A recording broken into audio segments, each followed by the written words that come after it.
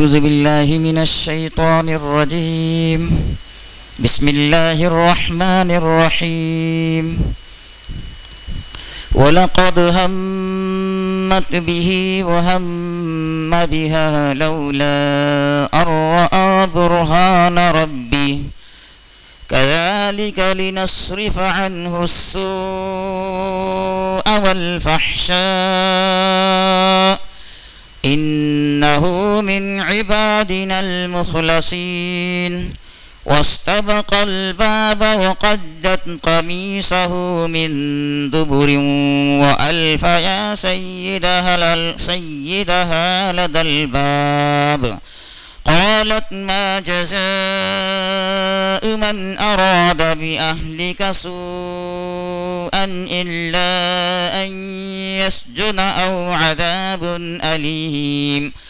قال هي راودتني عن نفسي وشهد شاهد من أهلها إن كان قميصه قد من قبل فصدقت وهو من الكاذبين وإن كان قميصه قد من دبر فكذبت وهو من الصادقين.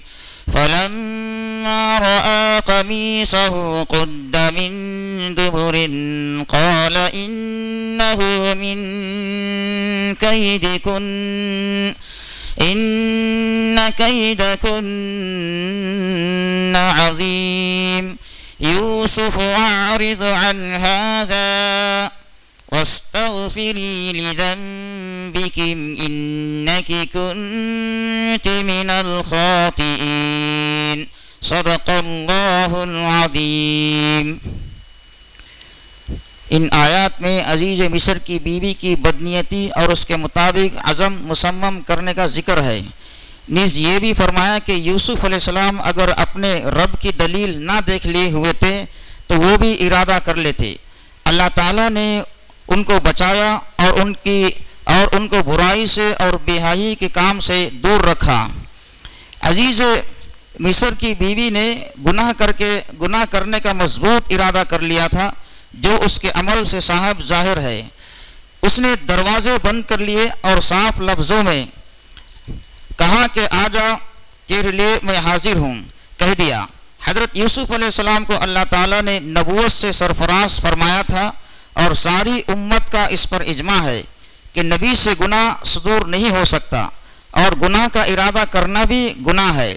لیکن قرآن مجید میں وَلَقَدْ هَمَّتْ بِهِ کے ساتھ وَهَمَّ بِهَا بھی مذکور ہے. وَهُمْ بِهَا کا کیا مطلب ہے اس کے بارے میں بعض حضرات نے فرمایا ہے کہ وَهَمَّ بِهَا لَوْلَا أَن رَّأَىٰ بُرْهَانَ رَبِّي. یہ ایک جملہ ہے اور مطلب یہ ہے کہ اگر وہ اپنے رب کی دلیل نہ دیکھ لیتے تو وہ بھی اس عورت کے ساتھ اپنی جوانی کا تقاضا پورا کرنے کا ارادہ کر لیتے. لیکن چونکہ انہوں نے اپنے رب کی دلیل دیکھ لی اس لیے ارادہ نہیں کیا. ہم نے اوپر جو ترجمہ کیا ہے وہ اسی قول کے مطابق ہے اور ہمارے نزدیک یہی راجح ہے. اور بعض حضرات نے فرمایا کہ وہ ہم بیہا سے گناہ کا ارادہ کرنا مراد نہیں ہے بلکہ بشری طور پر جو ایسے موقع پر میلان طبعی ہو جاتا ہے وہ مراد ہے. انہوں نے اس درجے کا ارادہ نہیں کیا تھا جو معصیت کے درجے میں ہو. یوں ہی وسوسے کے درجے میں خیال آ گیا. مطلب یہ ہوگا کہ اگر وہ اپنے رب کی طرف سے دلیل نہ دیکھ لیتے تو میلان طبعی کے مطابق کام کر گزرتے. لیکن اللہ تعالیٰ نے انہیں دلیل دکھائی جو اقدام کرنے سے مانع ہو گئی. اور بحوالہ حلیہ بن نعیم حضرت علی رضی اللہ عنہ سے نقل کیا ہے کہ جب اس عورت نے عمل بد کا ارادہ کیا تو اس نے بت کے اوپر کپڑا ڈال دیا جو گھر کے ایک کونے میں تھا. حضرت یوسف علیہ السلام نے فرمایا کہ تو یہ کیا کرتی ہے؟ وہ کہنے لگی کہ میں اپنے اس معبود سے شرماتی ہوں کہ میں ایسا کام کروں اور یہ مجھے دیکھتا رہے. حضرت یوسف علیہ السلام نے فرمایا کہ تو ایک بت سے شرما رہی ہے چونکہ نہ کھاتا ہے نہ پیتا ہے یعنی یہ بے جان ہے کچھ جانتا ہی نہیں. پھر بھلا میں اپنے رب سے کیوں نہ شرماؤں جو ہر شخص کے ہر عمل کو جانتا ہے. تو مجھ سے اپنی مطلب براری نہیں کر سکتی اس بارے میں اور بھی اقوال ہیں، لیکن کوئی بھی صحیح سند سے ثابت نہیں۔ بعض حضرات نے فرمایا کہ اللہ تعالیٰ نے جو حضرت یوسف علیہ السلام کو علم و حکمت سے نوازا تھا اور نبوت سے سرفراز فرمایا تھا۔ حضرات انبیاء اکرام علیہم السلام کی تو بڑی شان ہے کہ عام طور پر اہل ایمان کو یہ بات حاصل ہوتی ہے کہ جب کوئی گناہ کی بات دل میں آئے تو دل کھٹک جاتا ہے، اور ہر ایک مومن کے دل میں اللہ کا ایک واعظ بیٹھا ہوا ہے۔ حضرت نواس بن سمعان انصاری رضی اللہ عنہ سے روایت ہے کہ رسول اللہ صلی اللہ علیہ وسلم نے ایک مثال بیان فرمائی، اور وہ یہ کہ ایک سیدھا راستہ ہے، اس کے دونوں جانب 2 دیواریں ہیں، اور ان دیواروں میں دروازے ہیں جو کھلے ہوئے ہیں، اور ان دروازوں پر پردے پڑے ہوئے ہیں، اور اس طرح راستے کے شروع میں ایک دروازہ ہے جس پر ایک پکارنے والا کھڑا ہوا ہے۔ وہ کہتا ہے کہ اے لوگو، تم سب راستے میں داخل ہو جاؤ اور ادھر ادھر توجہ نہ کرو، اور راستے کے اوپر ایک اور پکارنے والا ہے۔ جب کوئی شخص ان دروازوں میں سے کسی دروازے کو کھولنا چاہتا ہے تو وہ کہتا ہے کہ تجھ پر افسوس ہے، اسے مت کھول، اگر تو اس کو کھولے گا تو اس میں داخل ہو جائے گا، اور یہ تیرے حق میں اچھا نہ ہوگا۔ اس کے بعد آپ نے اس مثال کی توضیح فرمائی، اور وہ یہ کہ صراط المستقیم اسلام ہے، اور دونوں طرف جو دیواریں ہیں یہ اللہ کی حدود ہیں، اور جو دروازے کھلے ہوئے ہیں یہ اللہ تعالیٰ کی حرام کردہ چیزیں ہیں، اور راستے کے شروع میں جو پکارنے والا ہے وہ اللہ تعالیٰ کی کتاب ہے، اور اس کے اوپر جو پکارنے والا ہے وہ اللہ کا وعیظ ہے جو ہر مسلم کے دل میں ہے۔ جب ہر مومن کے دل میں وعیظ موجود ہے تو حضرت یوسف علیہ السلام جیسے صدیق کے دل میں ہونا تو ضروری ہے۔ کذالک لنصرف عنہ السوء والفحشاء، کہ مفسرین اکرام نے فرمایا ہے کہ یہاں سے مخزوب ہے، صاحب روح المانی نے اس ابن عطیہ سے یوں نقل کیا ہے کہ یعنی ہماری قدر کے مطابق ایسا ہوا تاکہ ہم ان سے برائی اور بے حیائی کو ہٹا دیں۔ واستبق الباب وقدت قمیصه من دبر، جب عزیز مصر کی بیوی نے حضرت یوسف علیہ السلام کو اپنے برے مقصد کے لیے استعمال کرنا چاہا تو دروازے کی طرف دوڑ پڑے، پیچھے سے عورت بھی دوڑی، بالآخر اس نے حضرت یوسف علیہ السلام کے کرتے کا پچھلا دامن پکڑ لیا، کیونکہ بھاگتے ہوئے آدمی کا دامن پکڑا تھا اس لیے کرتا پھٹ گیا۔ روح المانی میں لکھا ہے کہ قد اکثر لمبائی میں پھاڑ دینے کے لیے استعمال ہوتا ہے، اسی لیے ہم نے چیرنے کا ترجمہ کیا ہے۔ حضرت یوسف علیہ السلام دروازے کی طرف بڑھے تو دروازہ بند پایا، لیکن اللہ تعالیٰ کی طرف سے مدد ہوئی اور دروازے کھلتے چلے گئے۔ اس سے معلوم ہوا کہ جب کوئی شخص کسی گناہ میں مبتلا کرنے کے لیے مجبور کیا جائے تو جہاں تک ممکن ہو اپنی کوشش و طاقت کے بقدر اس سے بچے۔ جب سچ مچ اکیلے بچنے کا عزم کرے گا اور اپنی ہمت اور قدرت کے بقدر کوشش کرے گا تو اللہ تعالیٰ کی طرف سے انشاءاللہ ضرور مدد کی جائے گی۔ بعض مفسرین نے ایسا ہی لکھا ہے، اور بعض حضرات نے یوں فرمایا ہے کہ دروازے مختلف جہات میں تھے، اس عورت نے بند تو سبھی کو کر دیا تھا، لیکن کسی ایک دروازے میں کوئی ایسی کھڑکی تھی جس کے بارے میں حضرت یوسف علیہ السلام کو دھیان ہوا کہ میں اس سے نکل سکتا ہوں۔ بہرحال انہوں نے گناہ سے بچنے کی انتہائی کوشش کی، اور اس کوشش میں اللہ تعالیٰ نے انہیں کامیابی دی۔ آگے پیچھے دوڑتے ہوئے جب دروازے پر پہنچے تو ادھر سے مذکورہ عورت کا شوہر آ رہا تھا، اس سے مدبھیڑ ہو گئی۔ عورتوں کی چالیں تو مشہور ہی ہیں، ظاہری خبث مٹانے کے لیے اور اپنے آپ کو بے قصور ثابت کرنے کے لیے عورت بول پڑی کہ اس نے مجھ پر بدنیتی سے مجرمانہ حملہ کرنے کا ارادہ کیا ہے، اس کو سزا دی جانی ضروری ہے۔ سزا بھی اس نے خود ہی تجویز کر دی کہ اس کو جیل میں ڈال دیا جائے یا اس کو سخت سزا دی جائے۔ سیدنا حضرت یوسف علیہ السلام نے بھی اپنی صفائی پیش کرنا ضروری سمجھا اور فرمایا کہ ہیا راودتنی عن نفسی، کہ اس نے مجھے پھسلایا اور غلط کام کرنے کا ارادہ کیا۔ اس سے معلوم ہوا کہ اگر کوئی شخص تہمت لگائے تو اس کا دفاع کرنا شان بزرگی کے خلاف نہیں ہے، بلکہ دفاع کرنا ضروری ہے، کیونکہ مجرم بن کر رہنا مومن کی شان نہیں ہے۔ اپنا دفاع کرتے ہوئے صحیح صورت بیان کرنے میں اگر تہمت لگانے والے کی طرف تہمت کا انتصاب کرنا پڑے تو بھی جائز ہے۔ صورتحال دیکھ کر عزیز مصر نے حضرت یوسف علیہ السلام کو مجرم قرار نہیں دیا۔ وہ ان کی نیک نفسی اور صالحیت سے واقف تھا۔ وہ برسوں سے اس کے گھر میں رہتے تھے۔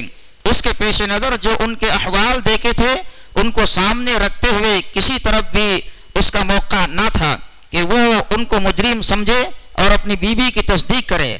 حضرت یوسف علیہ السلام نے اپنی صفائی پیش کرتے ہوئے جو یہ فرمایا کہ اس عورت نے ہی مجھ سے اپنی خواہش ظاہر کی، اس کے پیش نظر عورت ہی کو اول مجرم سمجھنا چاہیے تھا، اور ممکن ہے کہ اس نے مجرم سمجھ بھی لیا ہو، لیکن وہ خاموشی اختیار کیا۔ البتہ غیب سے ایک گواہ نکل آیا اور وہ اسی عورت کے خاندان میں سے تھا۔ یہ گواہ ایک بچہ تھا۔ وہ بچہ بول پڑا اور اس نے یوں کہا کہ یوسف کے کرتے کو دیکھو، آگے سے پھاڑا گیا ہے یا پیچھے سے؟ اگر پیچھے سے پھاڑا گیا ہے تو سمجھ لیا جائے کہ یہ عورت اپنے اس دعوے میں جھوٹی ہے کہ یوسف نے مجھ پر حملہ کیا ہے اور یوسف سچے ہیں، اور اگر ان کا کرتا آگے سے پھاڑا گیا ہے تو سمجھ لیا جائے کہ عورت سچی ہے اور یہ جھوٹ بولنے والوں میں سے ہیں۔ عزیز مصر کو تو اصل صورتحال سمجھنے کی ضرورت ہی تھی۔ اس نے فوراً حضرت یوسف علیہ السلام کے کرتے پر نظر ڈالی، دیکھا کہ کرتا پیچھے سے پھاڑا گیا ہے۔ بس اس کی سمجھ میں آ گیا کہ فوراً اس کے منہ سے یہ بات نکلی کہ یہ عورت والی مکاری ہے، کرے خود اور نام رکھے دوسرے کا۔ یہ کہہ کر اس نے اپنی عورت کو جھٹلا دیا اور حضرت یوسف علیہ السلام کی تصدیق کر دی۔ گواہی دینے والے نے جو یوں کہا تھا کہ کرتا دیکھا جائے، اس کا مطلب یہ تھا کہ جب عورت نے اپنی خواہش ظاہر کی اور حضرت یوسف علیہ السلام نے اپنی جان گناہ سے بچانے کی کوشش کی اور راہ فرا اختیار فرمائی، عورت نے ان کے کرتے کو پیچھے سے پکڑ کر کھینچا، تبھی تو کرتا پھٹا۔ اس کے پھٹنے کا ظاہری سبب اوپر کوئی نہ تھا۔ یہاں جو یہ سوال ذہن میں آتا ہے کہ وہاں تو ایک ہی عورت تھی، جمع کی ضمیر کیوں لائی تھی؟ اس کا جواب یہ ہے کہ اس میں عورتوں کے مزاج اور طبیعت اور خاصیت کی طرف اشارہ ہے۔ اکیلی یہی عورت مکر اور فریب والی نہیں، عموماً عورتیں ایسی ہی ہوتی ہیں۔ اسی لیے آخر میں یوں کہا، ان کیدکن عظیم، بلا شبہ تمہارا مکر بڑا ہے۔ اردو کے محاورے میں اس مکر کو عورتوں کے چل اور چالوں سے تعبیر کیا جاتا ہے۔ عورتوں سے خطاب کرتے ہوئے اس ارشاد فرمایا کہ ہوش مند آدمی کی عقل کو ختم کرنے میں تم سے بڑھ کر کسی کو نہیں دیکھا۔ ایک حدیث میں رسول اللہ صلی اللہ علیہ وسلم نے ارشاد فرمایا کہ میں اپنے بعد عورتوں سے بڑھ کر کوئی ایسا فتنہ نہیں چھوڑا جو مردوں کے لیے ضرر دینے میں عورتوں سے بڑھ کر ہو۔ رواہ المسلم و بخاری۔ اور ایک حدیث میں ہے کہ رسول اللہ صلی اللہ علیہ وسلم نے ارشاد فرمایا کہ دنیا سے بچو اور عورتوں سے بچو، یعنی ان دونوں کو سوچ سمجھ کر استعمال کرنا، ان کے فریب میں نہ آ جانا، کیونکہ بنی اسرائیل کا جو سب سے پہلا فتنہ تھا اس کی ابتدا عورتوں ہی سے تھی۔ رواہ المسلم۔ ایک اور حدیث میں ہے کہ رسول اللہ صلی اللہ علیہ وسلم نے ارشاد فرمایا کہ عورتیں شیطان کے جال ہیں اور شیطان ان کے ذریعے بہکاتا ہے اور گمراہ کرتا ہے اور گناہوں پر آمادہ کرتا ہے۔ جس گواہ نے گواہی دی اس نے یہ تو نہیں کہا کہ میں نے دیکھا ہے، عورت نے یوں کیا کہ بلکہ اس نے ایک ایسی بات کہہ دی کہ جو عورت کے مجرم ہونے پر دلالت کرتی تھی، یعنی کرتے کا پھٹا ہونا اس کی گواہی سے تعبیر فرمایا۔ یہ گواہی دینے والا کون تھا؟ اس کے بارے میں مستدرک حاکم میں ایک حدیث ہے۔ پہلے تو صاحب مستدرک نے ایک قصہ بیان کیا ہے کہ حضرت ابن عباس رضی اللہ عنہما نے بیان کیا ہے کہ رسول اللہ صلی اللہ علیہ وسلم نے بیان فرمایا کہ جس رات کو مجھے معراج کرائی گئی تو مجھے ایک خوشبو محسوس ہوئی۔ میں نے دریافت کیا کہ یہ کیسی خوشبو ہے؟ بتانے والوں یعنی فرشتوں نے بتایا کہ جو عورت فرعون کی بیٹی اور اس کی اولاد کی کنگھی کیا کرتی تھی، یہ اس کی خوشبو ہے۔ ایک دن دن کنگھی کرتے ہوئے اس کے ہاتھ سے کنگھی گر گئی. اس نے بسم اللہ کہا. فرعون کی بیٹی نے کہا یہ تو نے کس کا نام لیا؟ کیا تو نے میرے باپ کا نام نہیں لیا؟ اس نے کہا میں نے اس کا نام لیا ہے جو میرا بھی رب ہے اور تیرا بھی رب ہے اور تیرے باپ کا بھی رب ہے. کہنے لگی میں یہ بات اپنے باپ کو بتا دوں؟ اس عورت نے کہا کہ ہاں بتا دینا. فرعون کی بیٹی نے اپنے باپ کو یہ بات بتا دی. اس پر فرعون نے اس عورت کو اور اس کے بچوں کو بلایا تاکہ انہیں قتل کر دیں. اس عورت نے فرعون سے کہا کہ میری ایک حاجت ہے وہ پوری کر دینا. فرعون نے کہا وہ کیا حاجت ہے؟ اس عورت نے کہا کہ میری اور میرے بچوں کی ہڈیوں کو دفن کر دینا. فرعون نے اس کا اقرار کر لیا. پھر اس کے بچوں کو لایا گیا اور ایک ایک کر کے قتل کر کے گڑھے میں یا آگ میں ڈالا جاتا رہا، یہاں تک کہ جب آخری بچہ رہ گیا تو جو چھوٹا دودھ پیتا بچہ تھا اس نے کہا کہ اے میری ماں صبر کیجئے کیونکہ آپ حق پر ہیں. اس کے بعد اس عورت کو اس چھوٹے بچے کے ساتھ ڈال دیا گیا. یہ بیان فرما کر رسول اللہ صلی اللہ علیہ وسلم نے ارشاد فرمایا کہ 4 چھوٹے بچے ایسے گزرے ہیں جنہوں نے اپنے چھوٹے ہونے کی زمانے میں بات کی ہے. اس میں سے ایک تو یہی بچہ تھا یعنی کنگھی کرنے والی کا بچہ، دوسرا یوسف علیہ السلام کے بارے میں گواہی دینے والا، تیسرا جریج راہب کی برات ظاہر کرنے والا، چوتھے حضرت عیسیٰ ابن مریم علیہ السلام. اس حدیث سے معلوم ہوا کہ جس نے حضرت یوسف علیہ السلام کے حق میں گواہی دی تھی وہ ایک چھوٹا بچہ تھا جو بولنے کی عمر کو نہیں پہنچا تھا، لیکن اللہ تعالیٰ نے اسے بولنے کی قوت دی اور اس نے گواہی دے دی. جو آیت شریفہ میں مذکور ہے اس گواہی دینے والے کے بارے میں من اہلہا بھی فرمایا ہے کہ یہ گواہ اس عورت کے خاندان سے تھا. اس کے بارے میں مختلف اقوال ہیں. بعض حضرات نے فرمایا کہ اس عورت کی خالہ کا بیٹا تھا اور ایک قول یہ بھی ہے کہ وہ چچا کا بیٹا تھا. معاملے کی صورتحال سمجھنے کے بعد عزیز مصر نے حضرت یوسف علیہ السلام کی طرف توجہ کی اور اس نے درخواست کی کہ یوسف عارض عن ھذا، اے یوسف اس بات سے اعراض کرنا یعنی اسے یہیں تک رہنے دینا اور آگے مت بڑھانا، کسی سے نہ کہنا. پھر اپنی بیوی سے کہا کہ واستغفری لذنبک، کہ تو اپنے گناہ کے لیے استغفار کر. انکی کنت من الخاطئین، بلا شبہ تو خطا کرنے والوں میں سے ہے.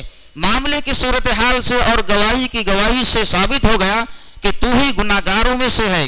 اصل گناہ تو حضرت یوسف علیہ السلام کے بچنے اور پرہیز کرنے اور راہ فرا اختیار کرنے کی وجہ سے نہ ہو سکا، لیکن گناہ کے لیے جو اس نے پکا اور مضبوط ارادہ کر لیا تھا وہ بھی گناہ ہی تھا. پھر وہ پیچھے دوڑی بھی تھی اور پکڑنے کی بھی کوشش کی تھی، لہٰذا اپنی نیت اور عمل دونوں کے اعتبار سے گناہ گار ہوئی. صحیح مسلم میں ہے کہ رسول اللہ صلی اللہ علیہ وسلم نے ارشاد فرمایا کہ آنکھوں کا زنا دیکھنا ہے اور کانوں کا زنا سننا ہے اور زبان کا زنا بات کرنا ہے اور ہاتھ کا زنا پکڑنا ہے اور پاؤں کا زنا چلنا ہے اور دل خواہش کرتا ہے اور آرزو کرتا ہے اور شرمگاہ اسے سچا یا جھوٹا کر دیتی ہے. یعنی گناہ کی آخری حد کا موقع لگ گیا تو شرمگاہ سے صادر ہو جاتا ہے، مگر اس سے پہلے کوششیں گناہ میں شمار ہو جاتی ہیں. یہاں یہ سوال پیدا ہوتا ہے کہ وہ لوگ تو مسلمان نہیں تھے، پھر استغفار کرنے کے لیے کیوں کہا؟ صاحب روح المانی لکھتے ہیں کہ لوگ اگرچہ بتوں کو پوجتے تھے لیکن خالق کے وجود کا بھی عقیدہ رکھتے تھے اور یہ بھی سمجھتے تھے کہ بہت سی چیزیں گناہ ہے اور ان گناہوں کی سزا بھی ملتی ہے. صاحب روح المانی کا یہ فرمانا درست ہے کہ مشرکین خالق کو بھی مانتے تھے اور بہت سی چیزوں کا گناہ ہونا ان کے ہاں معروف و مشہور ہے. ہندوستان کے مشرکین میں یہ سب کچھ پایا جاتا ہے. اللہ تعالیٰ مجھے اور آپ کو عمل کرنے کی توفیق عطا فرمائے. اس کے بعد کا واقعہ کل بیان کیا جائے گا. آمین. وآخر دعوانا الحمدللہ رب العالمین.